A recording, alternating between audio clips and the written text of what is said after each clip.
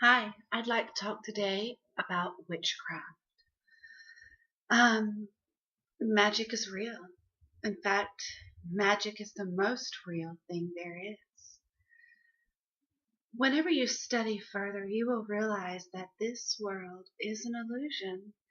The Hindus call it samsara, which means the world of suffering. I have found that to be very true. The real world is the spiritual world, and this world is the dense world. In this world, we begin to think that we are separate, that we are not God, that we are not source energy. That's just not true. The truth is that we are source energy in physical bodies, and we are here. We have been made manifest.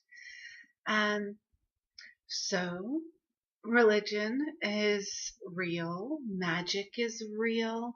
All religions are the same. They're all about magical ones, those who have found their power, who have come into their power.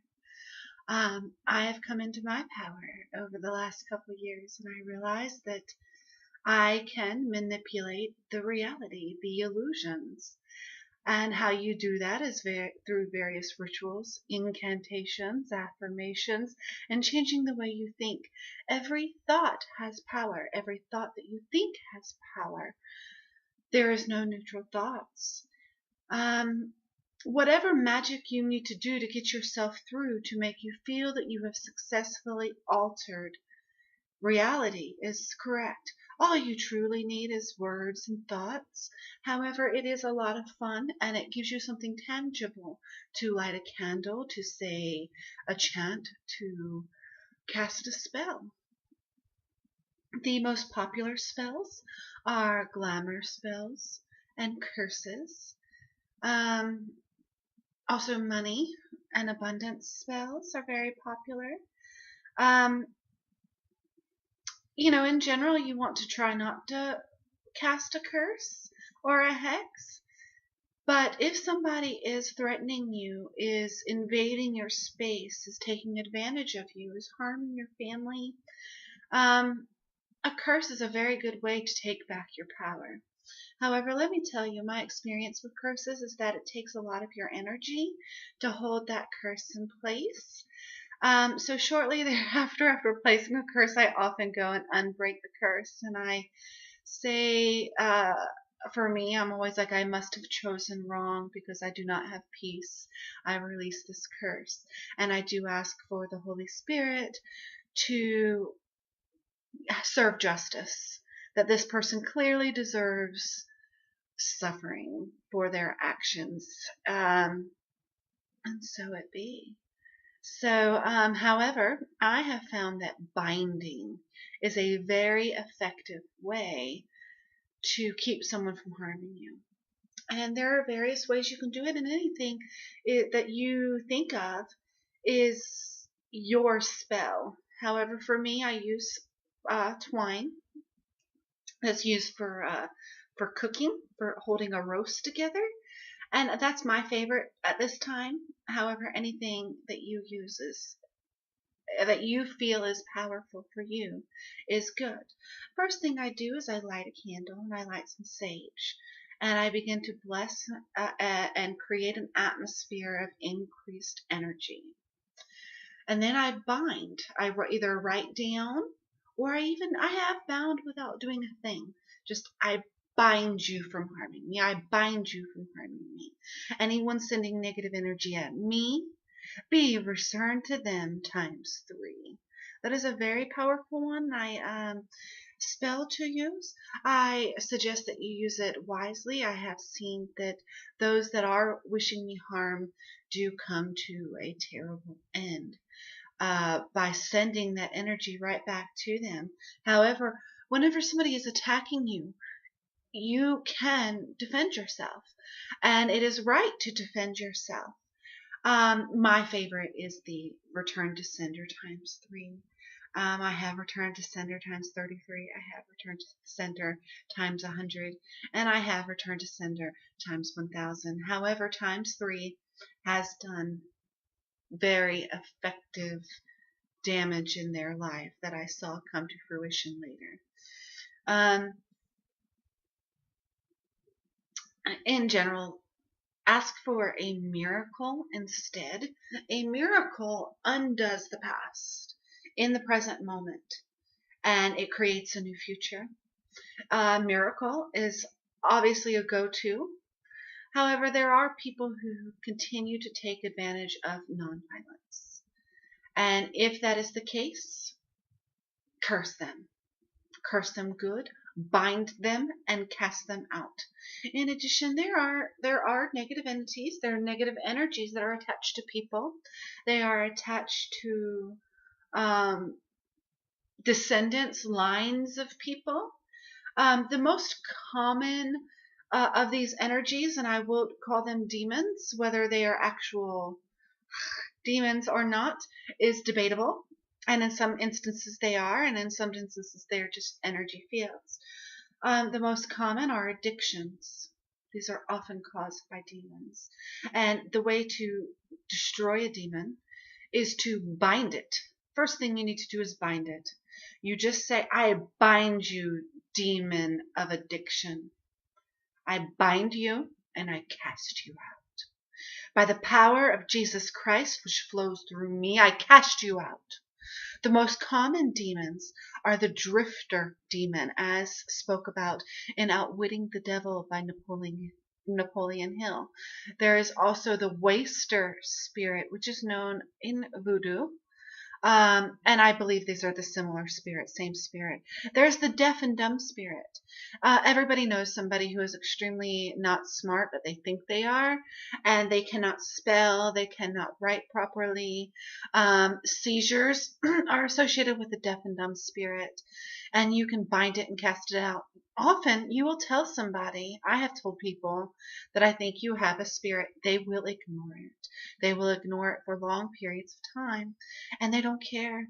They somewhat like the spirit, the energy that is attached to them, and there's nothing you can do about it. However, in the name of love, for instance, there is an addiction spirit that has a loved one of mine, and I have bound it. I wrote it on a paper that I bound it and cast it out forevermore, because the power of love conquers all.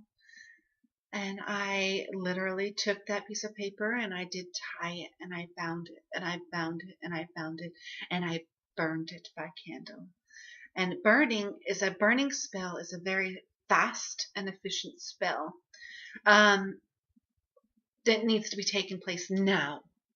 And often when it gets to the point that you need to bind an addiction spirit, it is time. It is time for it to cease, to stop being a part of the illusion that you are allowing. However, as far as like smoking cigarettes, you can cast a spell that you want to take a little bit longer to be ease. And this is a more compassionate type of a spell. And I would take an apple and you hold it in your hand and you cast your energy into it that you want to stop smoking.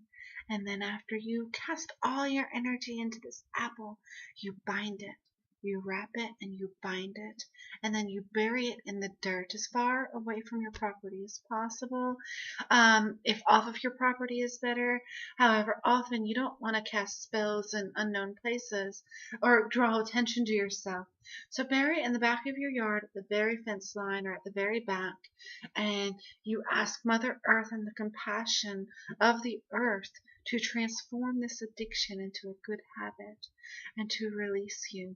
And as it biodegrades into the earth, it will begin to continually nick away at that addiction and allow you to be released. Any magic that you need to do to make you feel that you have successfully altered the illusion is good. There is no such thing as good and bad witchcraft, as those are only dualities. There is only one. There's one energy, one source, and it does what you say, no matter what you say. Just as Jesus Christ said, if you say to this mountain, move, it will move. It will be done as you have said. Casting a curse holding that energy, it does welcome other negative energies into your field because it's very low frequency. I have found it's hard to hold a curse.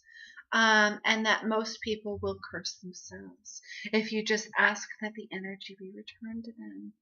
My favorite is any energy, any negative energy being sent to me, be returned to sender times 3. And I say it 3 times, or say it as many times as I need to. All of these are very effective techniques for taking your power back. None of them are necessary, but they are fun, and they do make you feel powerful. And anything that makes you feel more powerful is, in fact, powerful. Blessed be. Good luck. There is esoteric forms of all religions. In fact, I would even say that I am a Christian witch, or with a very strong Buddhist and Hindu goddess energy inside of me. And you know what? That's okay. It's all right. It is all okay. All history is mine. I am not white. I am not German, although technically I am. And I am of a descendant of Irish witches. However, deeper than that, my spirit, my very energy field is as ancient as Jesus Christ is himself, as ancient as an ancient Egyptian goddess. I am. I am that. I am. And so are you. We all are. We are all goddesses. We are all witches. We are all Christians. We are all Muslim. We are all Hindus. And it is okay to embrace whichever energy feels appropriate to you. I will be back. I'll tell you about how to do a glamour spell, how to do a curse, how to ask for a miracle, how to do a spiritual cleansing, and how to do an exorcism. These are very important things for a person who claims to be a witch or a powerful person to do. That's it for today, so I look forward to talking to you again. Bye.